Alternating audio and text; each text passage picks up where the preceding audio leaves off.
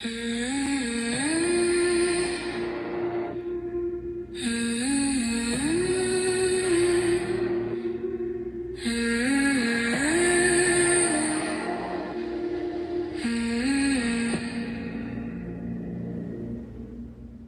lighter hums, you lock your door, say a little prayer like you did before. But something moves where the street ends, branches bow low like they want in. We live in an unseen kingdom, shadows breathing just beyond the glass, creatures in the cracks of reason, watching every promise that we pass. The safety that we swear we're living in is only paper in the wind. We live in an unseen kingdom. Do you feel it? Do you feel it? Well, hey everyone. Welcome to In the Dark podcast today. Don't mind me, I'm messing around with my phone a little bit here on my camera. So, I'm going to tell some stories today. Much needed stories. And I wanted to tell you guys, I've been having this thing happening to me again, which is interesting. I've always had these experiences where I will put something somewhere and it disappears on me. And there's absolutely no rhyme or reason for it disappearing whatsoever. So I went to get my lighter yesterday to light the candle. It's for the podcast. I like to always have a candle lit whenever I'm telling a podcast story because it's kind of neat. It gives it that little extra. And I went to get my black lighter and it is completely gone. Nobody in this house uses a lighter. Nobody smokes. Nobody does anything with a lighter, and it's been there forever. And no, I did not move it and put it someplace because anywhere I would have put it, it's not there. So I've had it on my table next to my candle forever. And so I went to light the candle, and lo and behold, the lighter's gone. And I looked everywhere for it. There's just no lighter. So I kind of had to chuckle because this happens to me a lot. Not a lot, but it's happened quite a few times. And the worst one, I think, was when I lost my tablet I used to read books with. And it disappeared one time for months. And, I mean, I literally ripped this house apart. I was just, like, in disbelief because I had it with me all the time. And all of a sudden it was just gone. And it showed up like 2 months later, 3 months later, tucked inside of a pillowcase. And I would not have done that. So that was pretty weird. But this stuff happens. But so now my lighter has gone missing. And then I'll just come back one day and it will be back.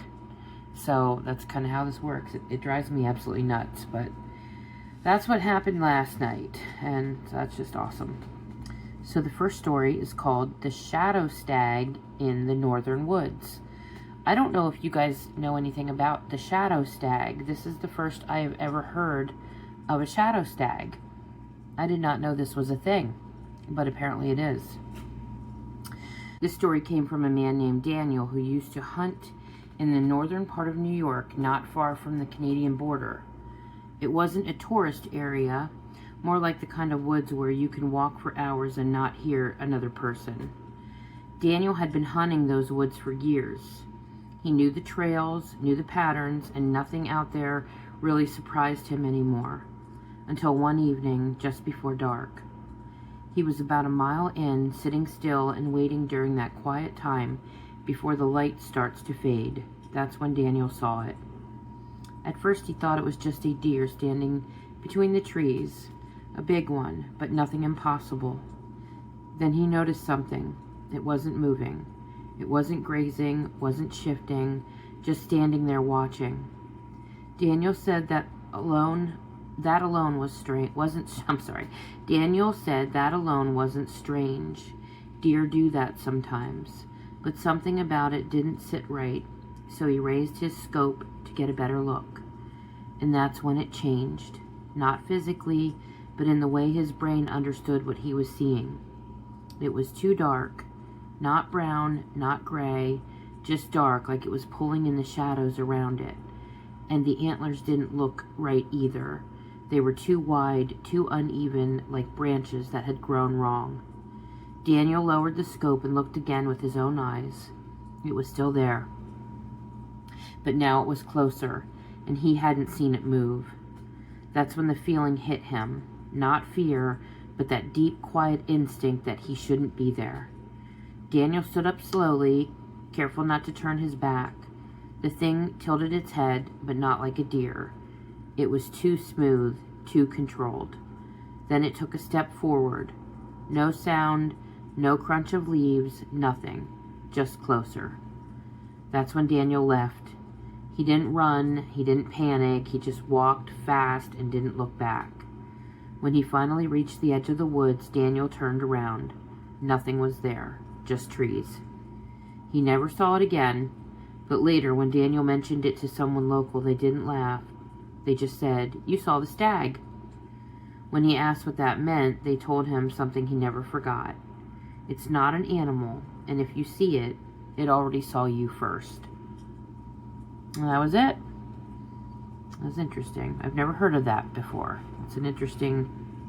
I've heard of the knot deer. I've just never heard of that, the stag before, ever. So that's pretty interesting. Shadow stag. So, next story. This is a story about a couple, Mark and Elena, who actually witnessed what they believed to be the Mothman. This is one of those stories that didn't start out as anything strange. It was just a camping trip. A couple, Mark and Elena, had gone out to a spot along the river near the West Virginia and Ohio border.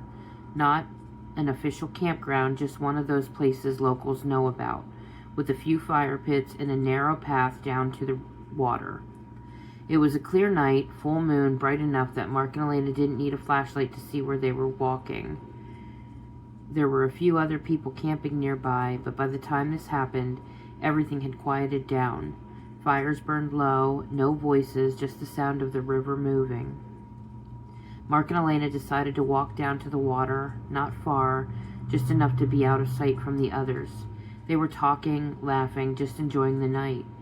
And for a while, everything felt completely normal, until it didn't. They both described it the same way later, like something shifted, not the temperature and not the wind, just the feeling in the air. Mark said it made him stop mid-sentence, like his body noticed something before his mind did. That's when they heard it, something near the water, not splashing and not running, but dragging. They stopped walking and listened, and then Elena saw it first. At the edge of the river, something low to the ground. At first, it just looked like a dark shape. Couldn't have been an animal. Could have been an animal. Until it moved. It lifted something out of the water. A fish. And the way it held it wasn't like an animal. It was controlled. Deliberate. That's when it started to stand. Slow, like it was unfolding. And what they thought was part of its body shifted. Wings. Large, folded tight at first, then adjusting as it straightened to full height. Mark and Elena didn't speak. They didn't move. Because at that point, they both knew this wasn't anything normal.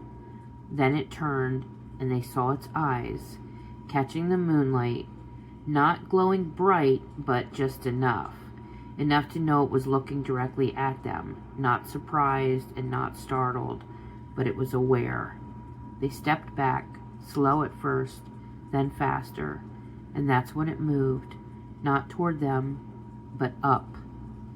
Its wings spread wide enough to cut across the moonlight as it lifted. No heavy flapping, no sound you'd expect from something that size. Just gone. For a few seconds, Mark and Elena just stood there trying to process what they'd seen. Then it hit them, and they got out of there fast. Back up the path and back to the campsite. They didn't tell anyone that night. They didn't want to sound like they were crazy. But the next morning, another camper mentioned something. He said he thought he heard something large near the water late, something that didn't sound like any animal. That's when Mark and Elena realized they weren't the only ones who had noticed. They never went back, and the way they tell it now, they don't say it was hunting them or chasing them. They say something else. It wasn't there for us, we just showed up where it already was. Apparently, that part of the river wasn't new to this. People around there had been seeing something off and on for decades. They just didn't talk about it much. Wow. And the next one, I always like to do 3. I don't know why, I have a thing about 3, and I like to do different ones. I don't like to stick to the same subject, so you'll notice I move around a lot. So I kind of group things up, and then I, pick like a story out of each group, because I don't know, I don't want to bore you with just one type of story, I guess. I like variety with my stories. They were already inside the barn. This came from a man named Travis who worked on a small farm out in southern Ohio. It wasn't a big place, just a few acres, some livestock, and an older barn that had been there longer than anyone really kept track of. Nothing unusual about it, no history, no stories, just a working farm. It happened late fall when it gets dark earlier than you expect. Travis was out in the barn a little after 8 o'clock, finishing up, feeding, checking gates, making sure everything was set for the night. The big barn doors were open like they usually were, unless the weather was bad. Inside, the lighting wasn't great, just a couple of dim overhead bulbs, leaving pockets of shadow between the stalls. Travis said he first noticed something, not by sound, but by feeling. That sense that you're not alone when you thought you were. At first he ignored it, figured it was just one of the animals shifting around. Then he heard it, not footsteps and not movement, but a voice. Quiet, close. You didn't close the door. Travis turned around immediately, and that's when he saw them. 2 kids standing just inside the barn, not near the door and not walking in, but they were already inside. A boy and a girl, maybe 8 or 9 years old, dressed normal, hoodies, jeans, nothing that stood out, except Travis knew they hadn't been there a second ago, and he hadn't heard anyone come in. They were just there. The boy was looking at Travis. The girl was slowly looking around the barn like she was taking it in. The first thing Travis felt wasn't fear, it was confusion. How did you get in here? He asked. Neither of them answered. The girl took a few steps further into the barn, dragging her hand lightly along one of the wooden stalls as she walked. Then she said, "It's warmer in here." Flat, calm, no emotion. That's when something in Travis shifted, because it wasn't that cold out, not cold enough to say it like that. And that feeling came back, stronger this time, and wrong. Travis told him they needed to leave, trying to keep his voice steady. The boy didn't move. He didn't argue. He didn't react. He just stood there looking at him. And that's when Travis saw it. Their eyes. They were completely black. There was no white and no reflection. Just black. Travis said everything in him locked up for a second, like his body didn't know what to do with what he was seeing. Then the girl spoke again. "You don't like us being here." Not a question, just a statement. Travis stepped back, putting more space between him and them. "You need to get out now." The boy tilted his head slightly, almost like he was trying to understand something. Then he said, "We're not finished." That's when fear actually hit. Travis moved fast, grabbed a nearby tool without even thinking, just something to hold, and started toward them. The second he did, they stopped moving completely. Then they just weren't there anymore. They weren't running. There was no footsteps. No door. Just gone. The barn was quiet again. Travis stood there for a long time trying to process what he had just seen. The next morning he checked everything outside and inside. No footprints and no signs anyone had been there. But the animals wouldn't go near the center of the barn. They kept their distance and wouldn't cross into that area for days. Travis never saw the kids again. But after that night, he stopped leaving the barn door open. It didn't matter what the weather or the time was, because the way he explained it later, he didn't think they came in through the door, and he didn't think closing it would have stopped them. So that's the story of those black-eyed children. I have a couple stories I want to do for you guys next time. There's a story about astral projection that is interesting. We don't really hear enough about astral projection. It's crazy how some stories are so dominant. There's so many more of certain cryptids and certain encounter stories. Like there's the black-eyed children and goat man. There's certain ones that you just don't hear near as many of. I'm not sure why that is. It's interesting because you know they're out there. I mean, a lot of these encounter stories, the witnesses are very credible, and so you know that they exist, but you just don't know why you don't see or hear of more encounters of them. Not that you want to, believe me. I am definitely not asking for that. But, but the astral projection, there's some things that interest me. And one other thing, too, I'd really like you guys to do for me is, well, first of all, please follow the channel. Please, please, please. Everybody that listens to my podcast on Spotify, I am asking you to just take a few moments of your time and jet over to YouTube for me. Find the channel on YouTube and follow it for me. I am so close to being monetized on YouTube right now. I'm literally I don't know, maybe 50 people away from getting my, YouTube plaque and getting monetized. And, I just, it's so weird because I don't do a lot with the channel for a while. And I'll go for all these, stretches of time because I get so caught up with other stuff. I mean, my life is so hectic. I swear to you, I need 8 of me. But aside from all that complaining, I don't do as much with this as I should. And so something is really growing and growing in me that I really got to start doing this more and perfect it, get better at it, all that stuff. And so whenever I put any kind of effort into it, it goes through these big jumps of growth. And it's wow, I don't know why I don't do this more. So just, if you could please get over to YouTube for me, it's going to help give me so much incentive. It just makes you want to do it more. It makes it more fun to you, and you just get more drive for it. So, but mine isn't because of lack of drive, it's just lack of time. So, so if I do fall off for a while, that's why. I'm just having some time constraints there. But but if you could, please just jump over to YouTube for me and follow the channel. Give whatever a like if you want to, but make sure you at least follow it so that, this helps me so much. I mean, one of my clips I put up the other day is already at 27,000 views. I think it's I think it's over 27,000 now.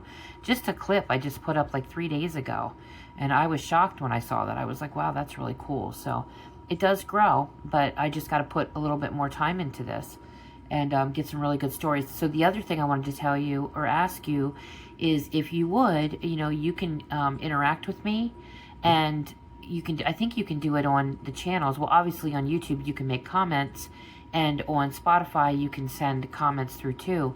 But if you guys would leave reviews for me, that would be great. I know Apple has a lot of reviews. I've got a lot of good reviews on Apple, and I don't know all the other places that they have them up, but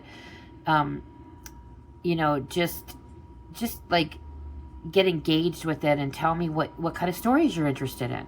I'd like to know what things you guys want to hear about more, and I can go searching for some things for you. And if there's spiritual things, near-death encounters, dogman stories. Toby, I know you like dogman stories. I've got one of my listeners, Toby, is so sweet. He's such a dear, just so faithful of a follower, and I just love him so much. And he's always making sure he's one of my first one that always likes something or listens. And so if there's certain stories you guys like, please send me ideas and send me, and if you've had encounters, I wouldn't mind, even if you just want to write them to me and send them in, please do that. You can find my links on the channels. You just, it'll take you into contacting me, and you can do that, or I can contact you. You can, send me your email address. But you guys have a wonderful day or evening wherever you are. And hopefully I'll be on in a couple more days here. I've already got stuff lined up on some stories, and I'll be back. So take care. God bless you all.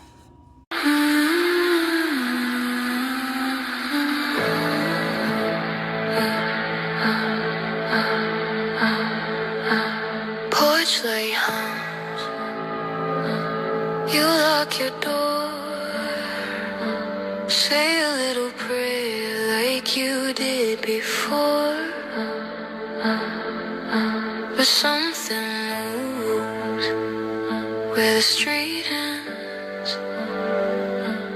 Branches bow low like they warning. We live in an unseen kingdom. Shadows breathing just beyond the glass. Creatures in the cracks of reason, watching every promise that we pass. The safety that we swear we're living in is only paper in. We live in an unseen kingdom. Do you feel it? Do you feel it? Names on a page, old as the flood. Warnings in red, written in blood. Eyes in the woods, glowing and fade. You call it fear, they call it away.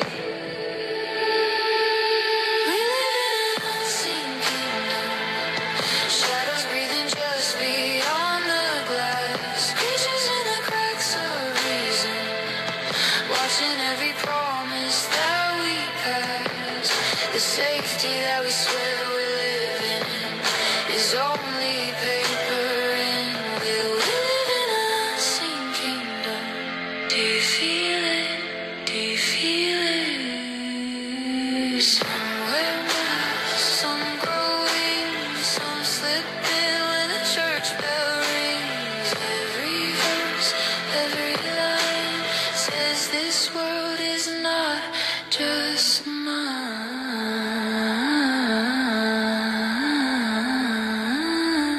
We live in an unseen kingdom. Shadows breathing just beyond the glass. Entities that whisper scriptures, twisting every truth you thought would last. The safety that you swear you live in is only paper